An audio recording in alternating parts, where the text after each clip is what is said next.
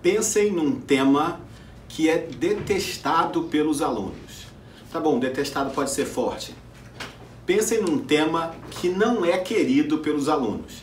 Aquele tema que a gente tem que estudar porque cai em prova, o examinador sabe que a gente não gosta de estudar esse tema e, portanto, ele cobra. Então não tem jeito, a gente precisa falar sobre intervenção de terceiros. Eu sou Alexandre Flecha e você está no Processo Civil Resolução de Questões.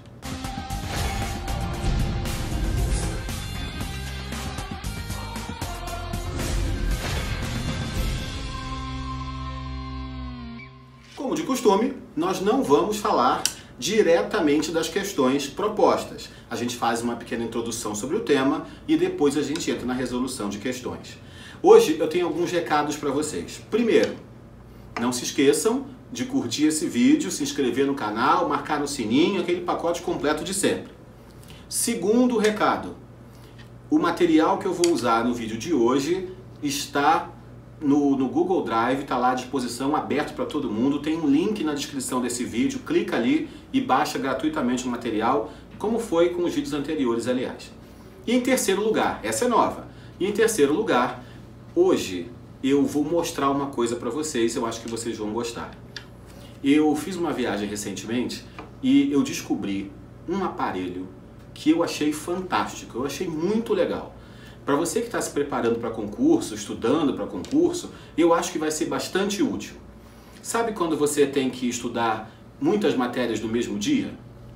Você estuda civil, processo civil, constitucional, administrativo, tudo no mesmo dia. E você separa algumas horas do seu dia para cada uma dessas matérias. E às vezes você se perde no tempo, estuda mais do que você deveria para uma, falta tempo para outra e assim por diante. Olha o que eu achei. Eu esbarrei com isso, na verdade. Olha só que legal. Isso aqui é um marcador de livro. Essa parte aqui de baixo é um marcador de livro e essa parte aqui de cima funciona como o seu relógio. Tem um cronômetro aqui. Um cronômetro progressivo, para marcar quanto tempo você estudou, e também tem um cronômetro regressivo. Você ajusta lá para 2, 3, 4 horas, aperta Enter e ele começa regressivamente até o zero, depois ele te avisa quanto tempo você já estudou. Eu achei muito legal isso, eu achei que seria muito útil para vocês, e como eu anunciei nas minhas redes sociais, eu vou sortear nesse vídeo esse dispositivo aqui para vocês. Sortear nesse vídeo é modo de dizer, né? Nós vamos fazer o seguinte, você está assistindo esse vídeo, você vai curtir o vídeo e vai colocar um comentário qualquer, só para que eu veja o seu nome. E todos aqueles que curtirem o vídeo e comentarem esse vídeo estarão participando desse sorteio. Fechado? Muito bem. Tema de hoje, intervenção de terceiros. Mas eu disse para vocês no vídeo passado que existe um tema maior chamado pluralidade de partes e que essa pluralidade de partes se materializa através de dois institutos, o litisconsórcio e a intervenção de terceiros. Lembram disso? No vídeo passado? Já falamos sobre litisconsórcio no vídeo anterior, nesse vídeo a gente fala sobre a intervenção de terceiros. E, como eu falei antes da vinheta, a gente tem o hábito de não gostar do tema intervenção de terceiros por um motivo. É que quando se fala em intervenção, eu tenho 6 nomes diferentes. Assistência, denunciação da lide, chamamento ao processo, amicus curiae, recurso de terceiro e incidente de desconsideração da personalidade jurídica, que são as 6 formas de intervenção de terceiro. E para cada uma dessas formas, eu tenho prazo. Então eu tenho 6 nomes, 6 prazos, e mais de 10 hipóteses de cabimento, porque algumas dessas intervenções têm mais de uma hipótese de cabimento. Então, a grande dificuldade no tema intervenção de terceiros é a gente ligar o nome ao cabimento e ao prazo, porque é geralmente isso que cobra o examinador na hora da prova. Esse nome de intervenção de terceiro tem qual cabimento em qual prazo? Ou então, eu te dou a hipótese de cabimento para você me dizer qual o nome da intervenção de terceiro.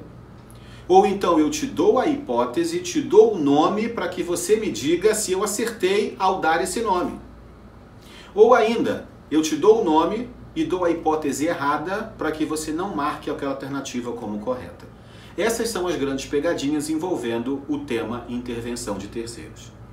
Então, ao final dessa parte expositiva, antes mesmo de entrar nas questões, eu pretendo passar para vocês um método para que a gente nunca mais erre nome, cabimento e prazo.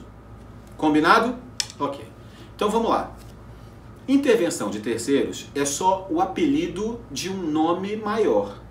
O nome completo desse instituto é a intervenção de um terceiro no processo civil. Um terceiro vai ingressar, vai entrar, vai intervir num processo civil, um processo que não é dele. E aí a gente acostumou a chamar de intervenção de terceiros, ponto. Eu preciso então saber qual a definição de terceiro. E agora vocês vão presenciar um dos raríssimos momentos em que nós temos uma unanimidade. Porque todo mundo concorda com a definição de terceiro. Todo mundo concorda que a definição de terceiro é alcançada por negação. Terceiro é todo aquele que não é parte. Todo mundo que não é parte é terceiro no processo. É terceiro com relação àquele processo. Então, a regra é não se permitir, preste atenção nisso. A regra é que não se permite a intervenção de um terceiro no processo civil.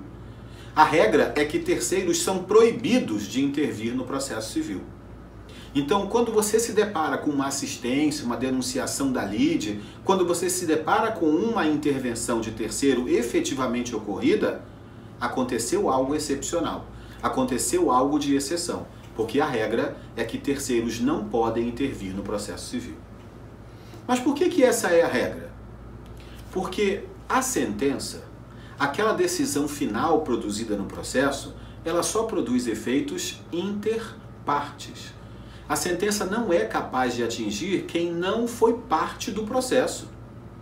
Isso está escrito num lugar que certamente vocês já ouviram falar. Isso está na Constituição da República. No artigo 5º, eu tenho um inciso que diz: ninguém será privado da liberdade ou dos seus bens sem o devido processo legal. Ninguém será atingido na sua liberdade no processo penal se não fez parte do devido processo legal. Ninguém será atingido nos seus bens no processo civil e também no processo penal, às vezes, se não fez parte do devido processo legal. Isso significa que a regra é que a sentença só atinge quem fez parte do devido processo legal. A contrário senso, a regra é que a sentença não atinge terceiros. E, portanto, se a regra é que a sentença é incapaz de atingir terceiro, o terceiro não tem nada que fazer dentro desse processo. O terceiro não está autorizado a intervir naquele processo. Mas, às vezes, excepcionalmente, a sentença é capaz de produzir efeitos para fora do processo. Às vezes, a sentença é capaz de atingir a esfera jurídica de um terceiro. E aí, nesses casos, o terceiro passa a ter direito de intervir no processo, para que ele seja atingido possivelmente por uma sentença, tendo feito parte do devido processo legal. Entendemos isso? Ok. Eu posso separar as intervenções de terceiro em dois grupos. As intervenções de terceiro voluntárias, que é aquela em que o terceiro resolve espontaneamente intervir no processo. Ou as intervenções de terceiro forçadas, que são aquelas em que as partes forçam o terceiro a vir para dentro do processo. As intervenções voluntárias são assistência, aquela em que o terceiro quer intervir, assistência, recurso de terceiro e amicus curiae. E as forçadas, aquela em que o terceiro é trazido ao processo por uma das partes, são denunciação da lide, chamamento ao processo e incidente de desconsideração da personalidade jurídica. Até aqui estamos juntos? Muito bem. Então, eu falaria agora de cada uma dessas hipóteses, só que a aula não é expositiva, a aula é de resolução de questões. Então eu encerrei a chamada Teoria Geral das Intervenções de Terceiro. E aí, dentro das questões, a gente aborda o que significa cada uma dessas formas de intervenção. Fechado? Muito bem. Então vamos lá, solta aí, primeira questão. A respeito do litisconsórcio, da assistência e da intervenção de terceiros, aí já para. Flecha, assistência não é uma das formas de intervenção? Sim. Então por que a questão fala de litisconsórcio, assistência e intervenção de terceiros? Porque essa questão foi feita na época do Código Antigo. É claro, eu adaptei ao Código Novo, está toda adaptada, não é uma questão velha. Mas quando ela foi escrita, o Código de 73, o nosso código anterior, ele tinha um capítulo para o litisconsórcio, um capítulo para assistência e um capítulo para intervenção de terceiros, dando a nítida sensação de que a assistência não era intervenção de terceiro, embora a doutrina sempre dissesse que a assistência era forma de intervenção. O Código Novo resolveu isso, o Código 2015, ele resolveu isso e colocou a assistência dentro do capítulo das intervenções de terceiro. Ok? Então, depois do momento história, primeira questão, a respeito de litisconsórcio, assistência e intervenção de terceiros, assinale a opção correta segundo o entendimento do STJ. Letra A. Não é possível a denunciação da lide para o que é denunciação da lide. Denunciação da lide é uma ação de regresso. Ação de regresso é aquela que eu proponho em face de alguém quando eu tive que pagar alguma coisa por causa desse alguém. Alguém é o verdadeiro responsável, mas eu tive que pagar. E aí eu tenho uma ação de regresso contra o verdadeiro responsável. Pensem num acidente de trânsito, por exemplo. Eu atropelei alguém, só que eu tenho seguro. A vítima, então, ajuiza a ação contra mim, eu pago, mas quem é o verdadeiro responsável pelo pagamento? A seguradora, porque a seguradora assumiu essa responsabilidade através de um contrato. Então, eu pago, porque eu causei o acidente, mas tenho uma ação de regresso contra a minha seguradora. Isso é a denunciação da lide, é uma ação de regresso. Só que tem uma peculiaridade, que faz com que eu chame essa ação de regresso peculiar de denunciação da lide. A ação de regresso normal, ela é proposta num processo separado só para ela quando eu já paguei. E a denunciação da lide é uma ação de regresso, só que ela é incidental, ela ocorre dentro desse mesmo processo. E lá na sentença o juiz julga as duas demandas. A demanda da vítima contra mim e a minha demanda de regresso contra a minha seguradora. É tudo junto, é só uma forma de dar celeridade. Isso é denunciação da lide. Ok? Letra A.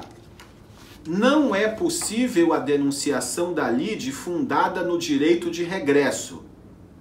Já está esquisito, porque denunciação da lide é exatamente isso, fundada no direito de regresso. Quando o denunciante introduzir fundamento novo à causa, estranho ao processo principal, apto a exigir ampla dilação probatória.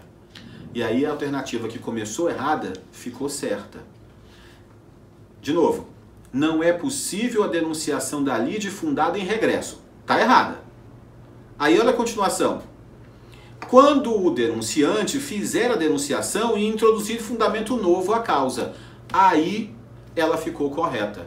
Porque o STJ tem entendimento de que a denunciação da lide só é possível nas hipóteses de ação de regresso e quando eu discuto os mesmos fatos daquele processo original. Eu não posso trazer novos elementos, novos fatos, novos fundamentos àquela causa. Ok? Letra A, portanto, está correta. Vamos ver por que o resto está errado. B. Procedida a denunciação da lide pelo autor, e aí outra informação bem importante, tanto o autor quanto o réu podem fazer denunciação da lide, tá? O denunciado, comparecendo aos autos, assumirá a condição de litisconsorte do denunciante. Até aí, certo. Mas não poderá aditar a petição inicial. Errado. Se eu assumo a condição de litisconsorte, eu posso aditar, sim, a petição inicial. Claro, olha só, é você ter o litisconsorte e vou confiar nisso que você escreveu sozinho? Até posso, mas se eu quiser mudar e quiser fazer um aditamento, sim, isso é possível. Então, letra B está errada porque é possível fazer aditamento pelo denunciado do autor. C. Configura nulidade o ato do juiz que decide em sentenças distintas a ação principal antes da oposição. A letra C, eu vou pedir que vocês desconsiderem, me perdoem. Eu falei que a questão era do Código Velho e que eu tinha adaptado, de fato eu adaptei. Só esqueci de tirar a letra C. A letra C fala de oposição, que era uma forma de intervenção de terceiros no Código Velho, não é mais, e no Código Novo virou uma ação própria. Existe uma ação própria de oposição lá nos procedimentos especiais. D. A solidariedade da obrigação implica necessariamente a unitariedade do litisconsórcio. Essa letra D é do tema anterior, mas eu deixei porque a gente pode relembrar o que a gente estudou sobre litisconsórcio. Se a obrigação é solidária, necessariamente eu tenho litisconsórcio unitário? O que é litisconsórcio unitário? É aquele que a decisão tem que ser a mesma para todo mundo. Mas imaginem que eu sou consumidor, comprei um carro 0 km e veio com vício redibitório. Eu ajuizo a ação em face da concessionária e da fabricante. A obrigação solidária? Sim, mas da concessionária eu quero o conserto das partes A e B. E da fabricante eu quero danos morais porque deixou o carro sair da fábrica com defeito A e B. Então, normalmente, quando eu tenho solidariedade, normalmente eu também tenho decisões iguais. O litisconsórcio em tese seria unitário. Mas isso não é necessariamente como fala a letra D. Porque eu posso criar uma hipótese, como esse meu exemplo, em que a obrigação é solidária, mas as decisões podem ser diferentes. Ok? Letra E. O recurso interposto pelo assistente simples não pode ser conhecido na hipótese em que o assistido não tenha recorrido. Bom, o que isso significa? A assistência é a forma de intervenção de terceiros da letra E. A assistência está prevista nos artigos 119 ao 124. E assistência é exatamente o que a palavra indica. Eu ingresso no processo para assistir, para auxiliar, para ajudar uma das partes, porque eu tenho interesse jurídico na vitória de uma dessas partes. Diz o artigo 119 do CPC. Pendendo uma causa entre duas ou mais pessoas, o terceiro, juridicamente interessado na vitória de uma das partes, poderá intervir no processo para assisti-la. Qual é, então, o prazo da assistência? Até o trânsito em julgado. É o parágrafo único do 119. E qual é a hipótese de cabimento? Toda vez que o terceiro tiver interesse jurídico na vitória de uma das partes. A assistência pode ser simples ou qualificada. A assistência qualificada também é chamada de assistência litisconsorcial. A assistência simples, ela se difere da qualificada pelo fato de que o assistente simples defende interesse do assistido. E na assistência qualificada, o assistente qualificado, o assistente litisconsorcial, defende interesse próprio. Flecha, ficou meio teórico, dá uns exemplos aí pra gente. Claro que sim. Pensem numa ação de despejo proposta pelo locador em face do locatário. Do lado de fora tem um terceiro chamado sublocatário. Esse sublocatário vai defender o contrato dele de sublocação no processo? Não. O sublocatário vai defender o contrato de locação que o assistido dele tem com o autor. Mas calma, ninguém é santo aqui. É claro que o assistente simples, ele quer defender o dele. Ele quer defender a sublocação dele. Mas ele defendendo o contrato de locação, indiretamente ele está defendendo o seu direito de sublocação. Então, esse assistente é uma assistência simples. Esse é um assistente simples, porque ele defende o contrato de locação. Agora imaginem que eu sou credor e dois de vocês são meus devedores solidários. Se são solidários, eu posso escolher demandar um, o dois ou os dois. e eu escolhi demandar só o devedor número 1. O devedor número 2 pode ser assistente do devedor número 1? Pode, claro que pode. Mas o devedor 2, como assistente, vai defender que a obrigação não existe. E essa obrigação do devedor 1 também é obrigação do devedor 2? Sim. Então, esse assistente vai ingressar para defender direito próprio.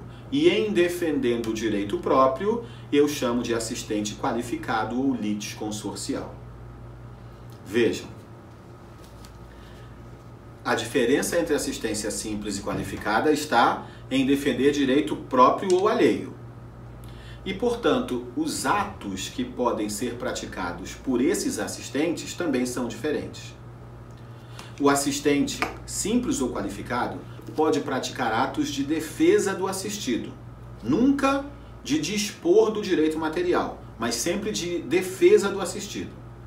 A diferença é que o assistente simples só pode praticar atos que o assistido tenha concordado.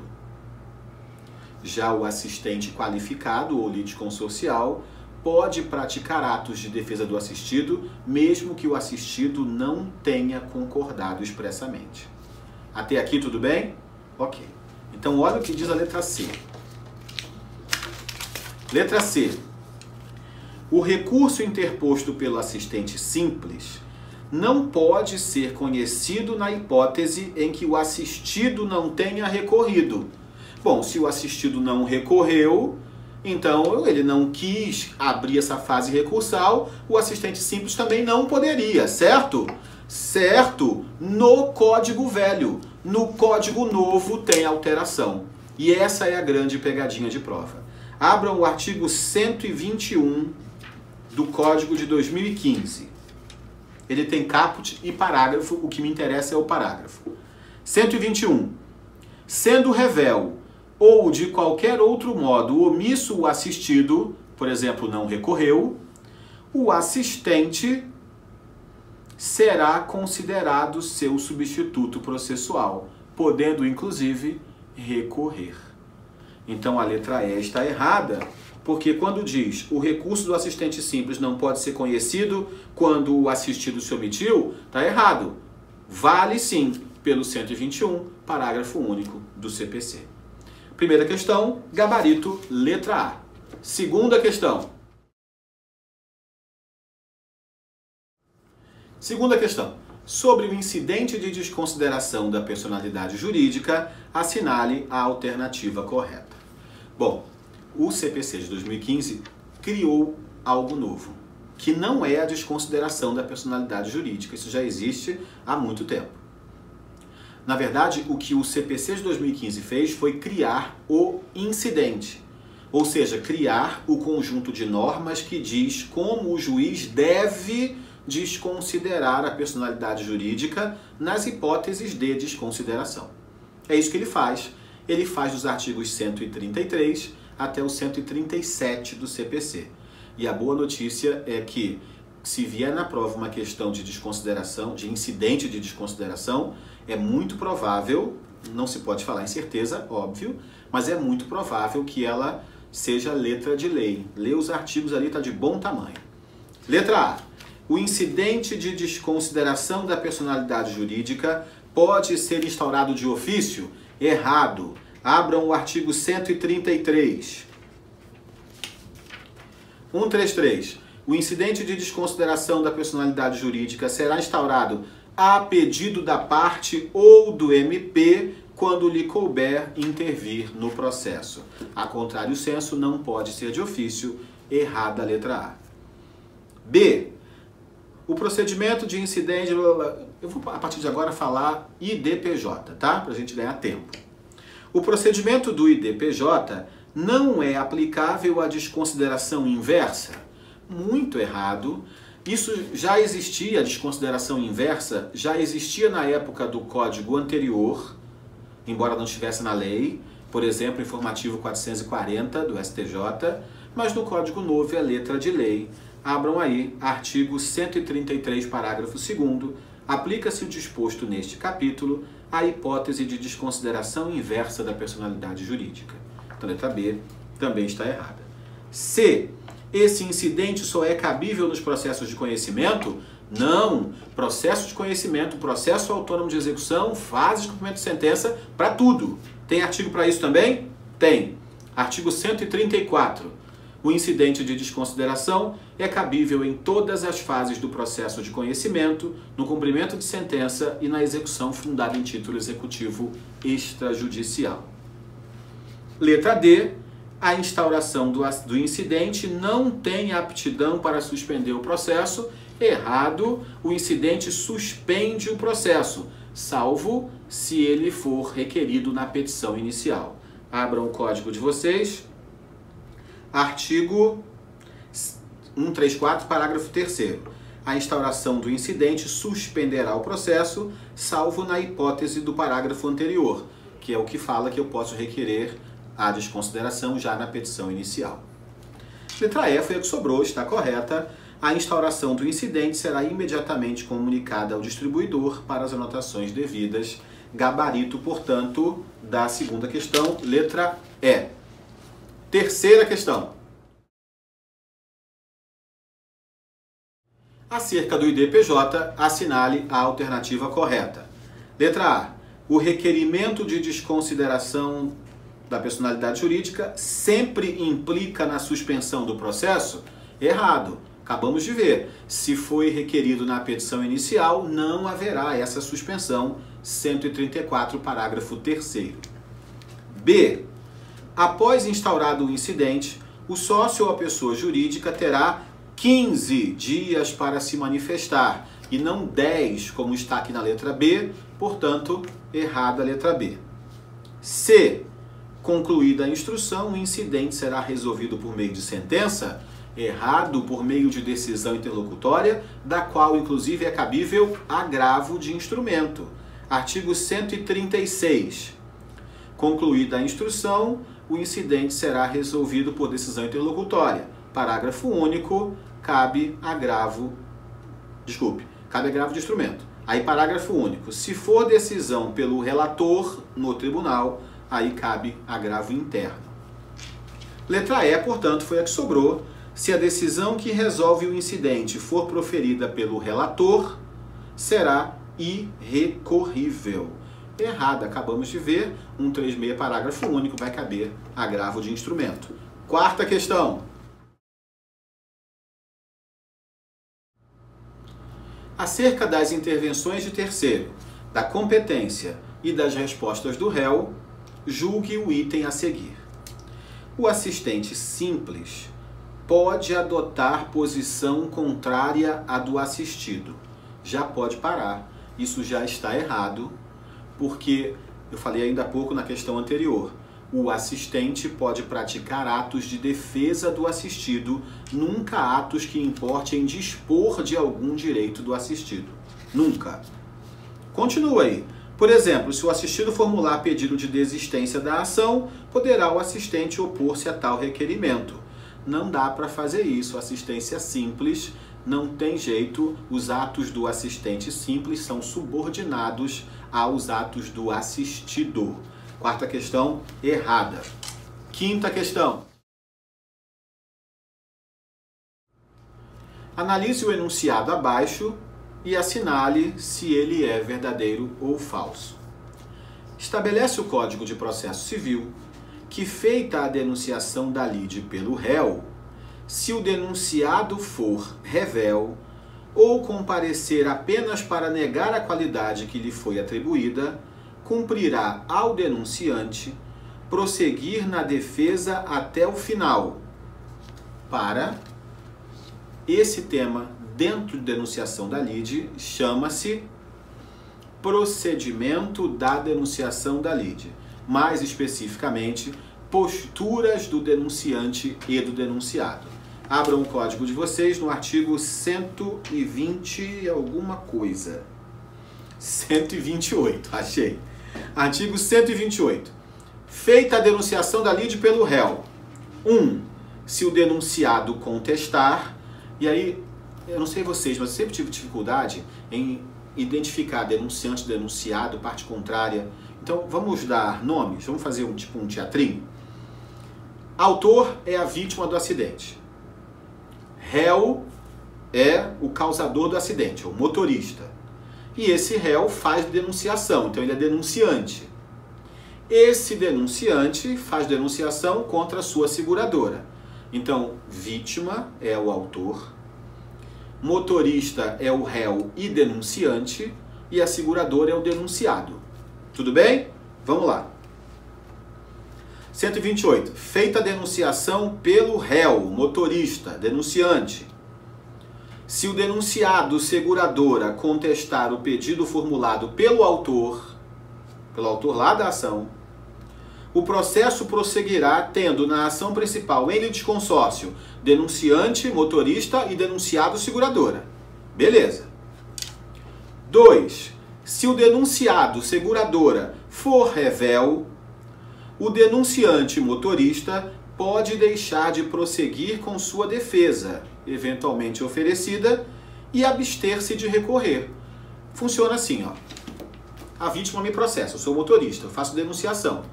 A denunciada, a seguradora, fica revel. O que acontece quando tem revelia? Presunção de veracidade. O que eu posso fazer então? Simplesmente abro mão da minha defesa de motorista contra a vítima, porque na denunciação já sei que eu vou ganhar. A seguradora ficou revel. Tranquilo? De novo, 128.2.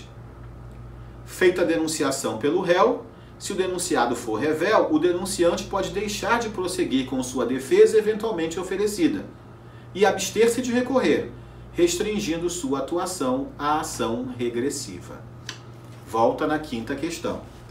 Estabelece o CPC que, feita a denunciação da lide pelo réu, se o denunciado for revel ou comparecer apenas para negar a qualidade que lhe foi atribuída, cumprirá ao denunciante prosseguir na defesa até o final? Não. Ele pode desistir da sua defesa e simplesmente seguir com a sua ação de regresso. A questão número 5, então, está errada. Sexta questão. Sexta questão. Tendo em vista que os atos processuais podem estabelecer arranjos necessários ao prosseguimento da ação entre as partes envolvidas no processo, gerando consórcios, tudo isso para falar que existe litisconsórcio, e a intervenção de terceiros, entre outros, assim como pode levar à produção de repercussões de comunicação ou até de nulidade dos atos, julgue o item que se segue. Olha só como você vai do desespero ao céu. Você não entendeu nada do comando dessa questão. E eu não sou adivinho, eu só estou julgando vocês como eu estou me julgando. Eu entendi quase nada do que está escrito aí. Esse é o inferno. Aí você vai ao céu no momento em que você descobre que você não tem que dizer certo ou errado para isso, porque isso é o comando. Julgue o item que se segue. Então são só essas 3 linhas finais que eu tenho que dizer certo ou errado. Em uma situação de evicção, o adquirente, para exercer o direito de ser ressarcido que da evicção lhe resulta, deverá denunciar o alienante à lide. Flecha, realmente essas 3 linhas finais não ficaram mais fáceis do que as 6 linhas do começo. Então vamos por partes. Está falando de denunciação da lide. E está falando da hipótese de denunciação da lide em caso de evicção. A evicção funciona assim. Evicção, lá no direito civil, tem uma definição que diz: evicção é a perda da propriedade ou da posse de um bem em razão de ato administrativo ou sentença judicial. Ato administrativo, desapropriação, por exemplo, ou sentença, ou de uma decisão judicial que diga que você perdeu a propriedade. Então, eu tenho um convidado ilustre hoje, eu estou aqui, parece um estúdio, mas é a minha sala, e eu tenho um convidado ilustre, meu pai está aqui me assistindo hoje, e tá nessas 3 horas que eu estou gravando aqui, ele está ali assistindo já, deve estar entediado. Meu pai está ali me assistindo. Imagina que ele me vendeu um bem, me vendeu um imóvel. Eu comprei esse imóvel. Lá na frente, aparece alguém na minha porta, que eu vou chamar de João. O João bate na minha porta e diz: sai daí que esse imóvel é meu. Eu digo: não saio coisa nenhuma, quem me vendeu esse imóvel foi um cara de alta idoneidade, Mas ainda que eu não confiasse nele, e eu confio, eu tenho aqui um registro no cartório de imóveis, esse imóvel aqui é meu. O João diz, engraçado, né? Porque eu tenho um registro de imóveis aqui, ó, ele é meu. Pronto. Ação judicial do João contra mim para decidir quem tem a propriedade desse imóvel. Mas, se o juiz disser que a propriedade é do João, eu sofro evicção, perda da propriedade em razão de sentença.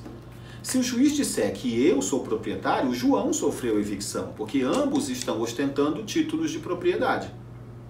Esse é o exemplo em que tanto o autor quanto o réu podem fazer denunciação da lide. Nesse caso, se o João promove uma ação contra mim e nessa ação eu posso sofrer evicção, eu tenho uma ação de regresso contra quem? Contra o Flecha Pai, que está sentado ali, que foi quem me vendeu esse imóvel. A pergunta é, para que eu possa exercer o direito que da evicção me resulta, que é o de ação de regresso contra o meu pai, eu sou obrigado a fazer denunciação da lide? Não. A denunciação da lide é facultativa. Olha o artigo 125. É admissível a denunciação da lide promovida por qualquer das partes. Aí vem as hipóteses. Parágrafo 1º.